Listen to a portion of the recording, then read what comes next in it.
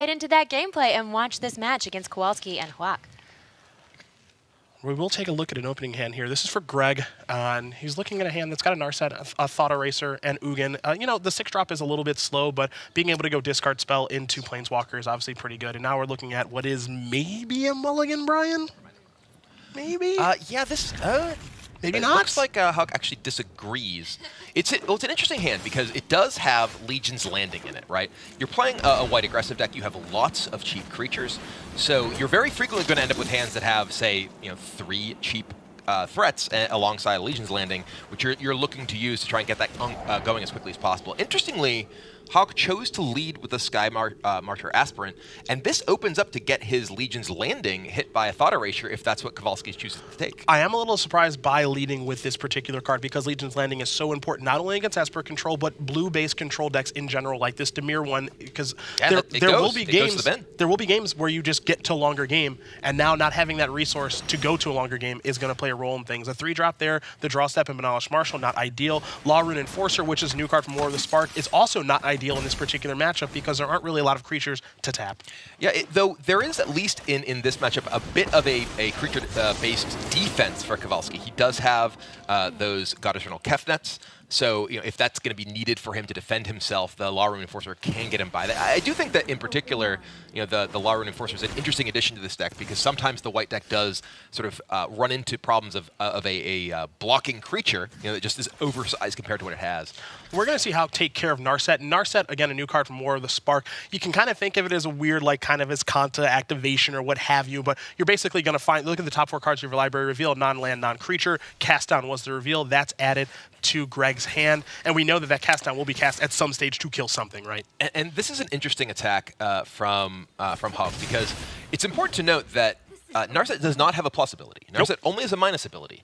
And the static ability of Narset, being your opponents can't draw more than 1 card per turn, doesn't do anything to the Azorius aggro deck. So Hauck recognizes that. He's like, all right, I'm just going to leave this Narset in play. There's no reason for me to waste the 1 damage killing it, and gets in that single additional point to the face. And when you are playing a white aggressive strategy, like Hauck is doing, you know that you have no reach. There are no lightning bolts or any other type of burn spells here, so you're going to have to deal all 20 points through combat, which is what Hauck is looking to try to do here. And it's going to be a really uphill battle at this point. He's still only just found his 2nd land, and he doesn't have much of a board presence at all. 3 power in play, and Greg looking to decide, okay, do I want to use my removal here? Do I want to spend my mana on this Chemist's Insight?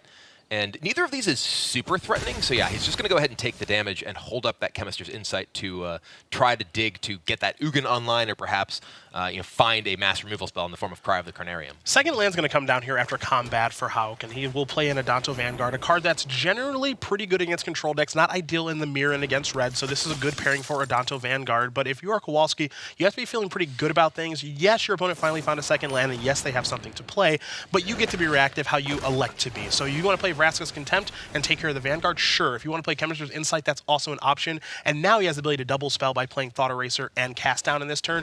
You got to be feeling good if you're Kowalski, Brian. And that's often a very important element of these control versus aggro matchups, is the ability to both deal with an opposing threat and advance your own game plan in some capacity. In this case, the discard effect from Thought Erasure, dealing with potential future threats. And this is actually an interesting decision here because there's a History of Benalia, a pair of Banalish Marshals, but he chooses to take the Vanguard because at the moment, that's the only card that Hauck actually has the mana to play. It's going to be a cast down on Sky Marcher Aspirant on the main phase, and we will head back over to Hauck, who drew a copy of Snubhorn Sentry. Again, you're going to find with this particular build of Hauck's white aggressive strategy here in Azorius aggro, where some cards are very good in some matchups and others not so much. Adanto Vanguard, great in this matchup. Snubhorn Sentry, not so much as you can see right now. He did make a very aggressive roar when he came into play, though. That's true. He hit the battlefield, like, roar, I am 0-3. We're going to see Law Rune Enforcer get in for another point of damage here. It's going to ideally knock Kowalski down to 14, and it will. However, this is bad news. Chemist's Insight, yeah. Brian, you can explain why this is bad news, because on the surface, it looks like just drawing 2 cards. Yeah, so Chemist's Insight it's in this matchup mostly just looking to hit your extra land drops, and it does exactly that. You hit your Ugin the Ineffable, and now, the loyalty abilities of Ugin, +1, you exile the top card from your deck, and puts into play a 2/2 creature. When that creature dies, you put that card that you were exiled into your hand. So it gives you not only this immediate board presence, but also long-term card advantage, and there's still the Ugin on the battlefield that Hauck needs to deal with. This is a lot of problems here for Hauck. Third land is very late to this game. You can see the options, right? History of Benalia, 2 copies of Benalis Marshal, 2 Venerated Loxodons. All these are playable, only one at a time, obviously, but all these are cards that are playable. But can Hauck catch up in this situation because he's so far behind, and we can already see in Kowalski's hand a copy of Enter the God Eternals, which is going to be tough to come back from, too. And this, we were talking about how we felt like, from a structural perspective, Hauck likely had a small advantage in the matchup, but that is based on his ability to get in the board quickly and actually use his buff effects. In this game, Kowalski has been able to deal with everything individually because Hauck just hasn't had the mana to deploy enough threats. And when you get to play Enter the God Eternals on the token that comes off of a History of Benalia, you are just swinging the game in an enormous fashion that's very hard to come back from. And we cannot forget about the Chemist's Insight that's in the graveyard that is ready to be jump-started as well in case things do get a little bit dicey. Narset did a nice job in the early stages of this game, bridging the gap, making sure that Kowalski had some things to do in the mid-game. Now we're working ourselves towards the late game, and this is where Dimir control deck can really start to take over. It reminds you of Esper control from the Mythic Invitational. These Dimir-based control decks, be it Esper, be it Dimir itself, once we get into this stage of things, it's pretty smooth sailing. Boom. Yep, there goes the token. There comes a 4/4 army. And now, there's a pair of those. I actually don't remember what creature type comes off of Ugin now. We'll call him 2/2 creature. Just 2/2 faceless, nameless, unbeatables. That works for me. Now the sub-game. Will the Snubhorn get angry? Ooh. Is it almost He time? was already angry. We heard That's when true. he came The into roar. play. The roar, that's right. He was already angry. He was already, making it very clear what he was all about. Well, but 9 now, permanents now, up to 10. Yeah, and this is a pretty big deal because, as we mentioned, once Hauck is actually able to get to the point where his board becomes big, suddenly this is difficult for Kowalski to deal with. Yeah. And this is one of the very powerful things about these white aggressive decks is the ability to just sort of explode in the board with Venerated Loxodon, making everything so powerful. I mean, think about how that last turn started. We saw in 03, we saw Lawrune first that was a 1/2, and then we had a 2/2 History of Benalia token. Now we're looking at 3/4, 5/5, 4/4, 5/5, 4/4. That's a world of difference, especially when your deck does not have a sweeper like Kaya's Wrath. And we see Narset number 2 come down. Going to go ahead and replace that first one. They've been kind of hanging out for a while. And going to meditate and prepare, as Narset says. Vraska's Contempt is the reveal there off of the Narset, which is totally fine. But again, without a sweeper having to pick and choose with the removal spells, this allows these big Crusade effects and History of Benalia going to Chapter 3 and Venerated Loxodon to actually allow maybe Hauck to get back into this game. There is still the Ugin the Ineffable in play, and there's the minus ability we have not seen used yet that can destroy a target permanent. That's 1 or more colors. Well, white's a color. You can kill any of these on the board with the Benalis Marshal, Venerated Loxodon. I would expect if we see an Ugin minus, it will hit Benalis Marshal because it represents the most damage on the board. That is, in fact, what happens. You nailed it. You nailed it. Still got it. Never lost it. Adato Vanguard is the draw step here. History of Benalia is going to go to Chapter 3, which means Knights are going to get +2/+1. That's just going to affect the History of Benalia token. Now it's a 5/4, potentially a 6/5 if Benalis Marshal comes down before combat. You're going to see Hauck think here a little bit, not sure exactly how he wants to start this turn. Yeah, it's a tough turn because that Vraska's Contempt, we see the little eyeball on it. That was revealed from the Narset minus ability. So Hauck is aware that there's a removal effect. So if the Benalis Marshal does come down, it is potentially at risk of being killed by Vraska's Contempt, which can mess up all the combat math. But crucially, that Lawrune Enforcer, that can possibly just tap down the army. And then these are just attacking into 2/2 creatures instead of a 4/4 and a pair of 2/2s. There is also the interesting dynamic that, well, do you want to kill these 2/2s if you're not attacking for a huge amount of damage? Because when these die, those cards go to Kowalski's hand. And that could give him enough resources to be able to deal with the rest of your board. This is a difficult decision for the German player, as our first match is really starting to shape up nicely here on MPL Weekly. Benalis Marshal pre-combat is where we are going to start. That means other creatures you control will get +1/+1, assuming this does resolve. There is an unknown card there. We know it's Thought Eraser, just like you do at home. But Christian does get that to resolve. Kowalski still has the ability to respond in the attack step with Vraska's Contempt, maybe cast the Chemist's Insight. We'll see how combat will go. But things are getting a little bit interesting in this game. It felt like it would be a runaway there for Kowalski. It really did. And the Laurel Enforcer here, crucially, the ability is keyed off of the converted mana cost of the card. Okay. So because that army is a token creature, it has a converted mana cost of 0. So Laurel Enforcer can be used to tap it, despite it being a big creature. And looks like he's actually just choosing to attack Ugin with everything. So mapping out, okay, well, how will this combat go if I send this in? He decides that Ugin is the most important thing to deal with. And I can't disagree, considering the impact that can have on the board if the game continues. And now, but there's the interesting situation of, Kowalski can choose to sort of value block on the Laurel Enforcer, with either double blocking with his face down cards. Again, I don't know what to call them. His Ugin, I want to say manifest, but they're not actually manifest. They're not actually manifest. They feel like they're manifest, but they're not actually manifest. This is a very complicated attack for Hauck here. He keeps going back and forth about exactly where everything is going. It does seem like the priority is to remove that Ugin, but Narset does represent an additional dig through Kowalski's deck to find more resources. Does decide ultimately to send in every creature attacking Ugin. Well, now It looks like Ugin, I think we just saw. Okay, I briefly thought we just saw passive damage and it was Ugin dying, but we're not there that doesn't yet. make any sense. No. We have to tender some blocks to be sure here. It looks like Zombie Army is going to get in front of Laurel Enforcer, and these Ugin nameless, faceless monsters are going to be doing some blocking as well. Wouldn't be surprised to see Banalish Marshal exiled before combat, but it's actually going to be Venerated Loxodon that'll get exiled by Vraska's Contempt. So Kowalski will gain a little bit of life. We're going to see some exchanges. Some cards will move all around. Yeah, this keeps Ugin alive. Yep, which is notable. Both of these cards go to the hand. One of them is Enter the God Eternals, and that can remove the Banalish Marshal. We're going to see another tick down from Narset. Going to find something, we presume. Perhaps it was a miss that we may have actually seen. It appears as though it was a miss, actually, which is possible with Narset. It's rare, but it did just happen. Yeah, Narset can only find non-creature, non-land cards. So if you don't find, if you just find a clump of land, you get to at least get rid of them, but you don't get a new card. And you will see a Thought Eraser here. That's going to take care of the Venerated Loxodon. Surveil. Looks like it's going to leave Tyrant Scorn on top of the deck. We know that. We see the Enter the God Eternals. We don't forget about that Chemist's Insight that's in the graveyard, and the Negate that now is in hand. Negate does actually have some targets in this matchup, most notably History of Benalia. And as you mentioned right at the top of this turn, Ugin is still on the battlefield, and that is worth noting as well.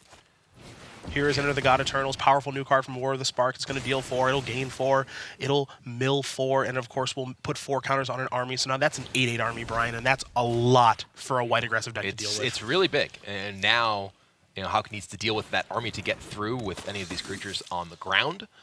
He could find his lone flyer in the form of Tomic Distinguished Advocate, but that's not really much time to be able to do that. And frankly, still 24 life on the side of Kowalski, plus, crucially, that Ugin the Ineffable just feeding additional cards. And I don't want to ignore the Blast Zone that was the draw step as well. Blast Zone can actually get some work done here, too, if things somehow get dicey. It's not impossible for that to be the case.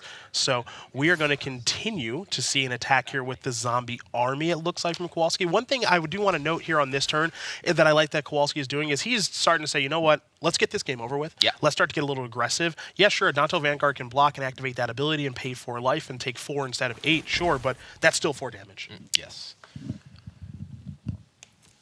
All right, well, 4 damage does come in, and now, like we were saying, the Blast Zone, a new powerful land from War of the Spark comes down. That has the ability to blow up all non-land permanents of particular converted mana cost equal to the number of counters on the Blast Zone, and you can add counters each turn to it by paying additional mana. You can take a look there. You see a Dauntless Bodyguard that's going to be played here. There may be a response here from Kowalski. There may not be. We'll find out momentarily. But this is for our newer players that are watching this. You see why the white aggressive deck needs to get off to a fast start, because as we get deep into the game, Planeswalker is going to take over for Kowalski, whereas Hauck is drawing cards like Dauntless Bodyguard, which are great early but not great late. Yeah, and to be fair, Dauntless Bodyguard is even one of the better cards he could be drawing, because it can at least deal with, say, an Enter the God Eternals on one of his creatures. Absolutely. But his deck is full, more importantly, just of various low-impact cards. And when you're drawing 1-drops and your opponent is drawing Ugins and Enter the God Eternals, you are in a really bad spot unless you're already quite far ahead. And it is quite clear that Hauck is not. A couple of cards going to go to the grip here for Kowalski. Liliana, Dreadhorde General, and Tyrant Score added to the hand from those Ugin creatures dying. We might see a Tyrant Scorn played here on the end step, not too sure, but this is starting to be a little bit of a runaway here for Greg. You got to like his positioning. Again, the Chemister's Insight that's been in the graveyard for so long, he hasn't even needed to jumpstart because the advantage has been so good. And we might actually see the very powerful Black Planeswalker enter the battlefield here momentarily. Yeah, Liliana Dreadhorde General is the kind of card that does end games very quickly when she comes down, able to force Hauck to sacrifice creatures. Probably not going to happen now, considering it would force Greg to sacrifice his own army at the moment, but can at least just tick up and continue to create zombies. And it will be a 2/2 zombie that does enter the battlefield. It's a 3-0 Planeswalker advantage. Hallowed Fountain, last I checked, is not a Planeswalker. There it is. That's a concession. And we did say, we felt like Hauck had a bit of an edge in the matchup, but that's why we play the games. The slow start there from Hauck was definitely a problem for him. But now we go to the sideboards. Again, for those who may have only tuned in previously during the Mythic Invitational, we are now playing sort of more traditional best 2 out of 3.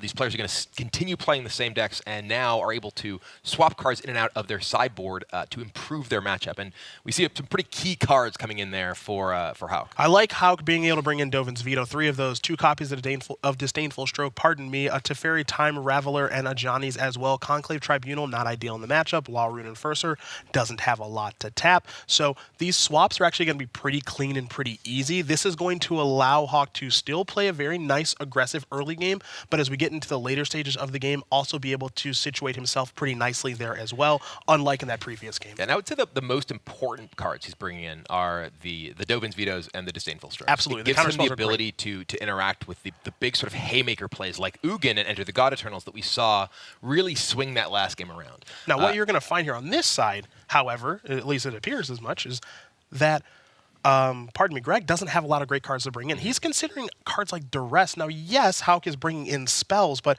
there are plenty of opportunities for Duress to be quite bad in these games because he's kind of, in a way, we like to call it pre-sideboard. It already has a lot of his removal and good cards main deck. Yeah, I do like the Duresses, considering he knows specifically that Hauck does have 5 copies of counter spells in the sideboard. It's important to note these players do have access to each other's deck lists going into this. They know the matchup, they know the sideboards, so they have the information about what they're going to need to prepare for going into the sideboard games. I do want to note something, by the way. I was backwards in my Law Rune Enforcer. It's actually 2 or greater. It actually can't tap the token. On the converted mana cost. So, on the converted mana cost. So it's actually totally useless against all those. On that board. But anyway, getting into this game, those Law Rune Enforcers are gone for good reason. And those hands have been thrown back for good reason from Hauck. And now this one's also looking bad at 5 cards. Yeah, I mean, you actually have 3 of your sideboard cards, and drawing your sideboard cards in sideboarded games generally does lead to victory. However, with lack of an aggressive start in the first play that would actually hit the battlefield that's meaningful, being a Benalis Marshal is how this hand looks. I'm not even sure this hand is a keep. It might be time to go to 4. It's really tough. When you're mulliganing and already losing significant resources, it's even more difficult when you have some of your more expensive cards in your hand, because, like you said, for this hand to do anything, you need to draw land. You're going first. You don't even get to draw the first turn. No, you don't. So you either need to draw immediately 2 lands in a row, or draw 1 drop into land. And it's just a mess. It's a mess, yeah. And it doesn't make it so that you can have creatures and then have your wall of counter magic up either. So I actually think the mulligan is correct here. I agree. And I think this is a totally fine hand, and that's a second land. And you know what? This is the kind of hand. Is it likely that Hauck will win this game? No, but it is possible, and you got to give yourself the best chance to win. Yep. And look at the hand from Kowalski here. He does have a Moment of Craving. He has a cast down, so a couple of cheap removal spells. Just picked up Tyrant's Scorn as well. And gonna go ahead and just play that Watery Grave tapped. He could play Watery Grave untapped and play Duress. However, his opponent just mulligan to Oblivion. Yeah. He just cares about Duressing prior to playing a big spell to get the Dovin's Veto or the Disdainful Stroke out of the way. Doesn't want to take 2 damage. Vraska's Contempt was the draw step. Drowned Catacomb is the land. Here's a Moment of Craving on the main phase. That'll take care of the Adanto Vanguard. Using that ability to make it indestructible against minus status effects. Not going to be particularly useful. Speaking of things that are not particularly useful, there's the Disdainful Stroke. Not great right now, but maybe good laters. Here comes a copy of Dauntless Bodyguard onto the battlefield. The other will attack, and Kowalski will hit down to 18. And Kowalski also misses a land drop, but does find Thought Erasure, which will get rid of the Disdainful Stroke and crucially allow him to surveil. So he may not have drawn a land now, but he can get rid of that God Eternal Kefnet and go looking for 4 more lands. So this is one of the benefits of playing an aggressive deck, because these are the kind of games that you can steal. Your opponent is missing land drops. Now you're getting in here for some points of damage. Now your opponent in Kowalski is down to 14, and you drew the arguably one of your best cards right now in Adanto Vanguard. Now keep in mind, if you're Christian, your opponent missed the land drop and surveilled their top card to the graveyard. They might have Cry of the Carnarium in hand, but guess what? You can't beat that anyway. Right. So let's just play our stuff and hope for the best. Yeah, and this is a game, part of the reason that I think that this game is happening the way it did is that Hauck chose to mulligan that 5-card hand. Absolutely. A lot of players, I think, would say, oh, well, 5 cards, I have to keep my 5 cards. No, that hand can't win. Nope. You can draw a hand like this that if your opponent doubles on mana, yeah, I just played some 1-drops. I'm just going to be able to aggressively push damage. It's going to be a cast down. That's going to destroy target non-legendary creature. So Dauntless Bodyguard dead. This is great because it doesn't even matter what the creatures are. Just draw something that you can play every turn. That's all you have to hope for. Sky Marcher Aspirant, look, it could be any card that has 2 power as long as you can cast it, get it on the battlefield, and keep going and hope your opponent never draws Cry. Yeah, and the land for Kowalski here is very big, though. He can play the Watery Grave and get rid of the Adanto Vanguard right now. He could also just sit back and use Tyrant Scorn and play this tapped. There's a couple of interesting things here, sort of thinking through the possibilities. Playing the Tyrant Scorn here on the Dauntless Bodyguard does mean that if he draws another untapped land, he has Enter the God Eternals, which can swing the game back massively in his favor, which I think is the reason that he went with this decision. If you're Hauck, you're hoping to draw another creature. That and works. And it's another Dauntless Bodyguard. That's big, too. And the fact that it is specifically Dauntless Bodyguard is a very big deal because it means that Enter the God Eternals is now much less effective. Another copy of Vraska's Contempt, which is fine. You're going to play this on the main phase to take care of the Vanguard. Up to 6. The hit here will knock Kowalski down to 2. If you're Hauck, you're hoping to just draw another Knucklehead. Dovin's Veto could have been so good with blue mana. That's not it. All right. Well, a land here for Kowalski will enable that into the... it's Cry of the Carnarium. He's got the Dovin's Veto, but no blue mana. It is a lot better than a land. It's going to be duress to start. Wow. Clear the path, take the veto, make sure the coast is clear. Cry the Carnarium is going to not only kill these creatures, it's going to exile them. And this might be it, Brian.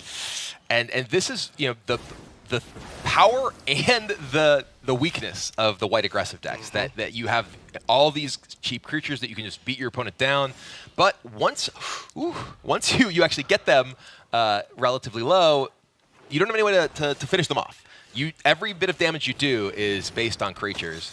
Adanto Vanguard is the draw. We do see the Vraska's Contempt come down to take that out. That'll take care of it. Yeah, up to 4, which is nice. Again, but as you mentioned, you don't have to worry about lightning bolts or any, reach, as they call it in this game, of, these things that are not creatures in combat dealing those last points of damage. Gideon Blackblade the draw, pardon me. That's one Planeswalker. I think there's a better one coming, though. Yeah, that is Liliana Dreadhorde General plus to make a zombie, and now the minus ability available for Liliana to take out any creatures. This is interesting. Gideon is only a creature on your own turn. So Liliana's minus ability does not force you to sacrifice Gideon if you choose to play Gideon here. And it also, it won't get killed by Enter the God Eternals.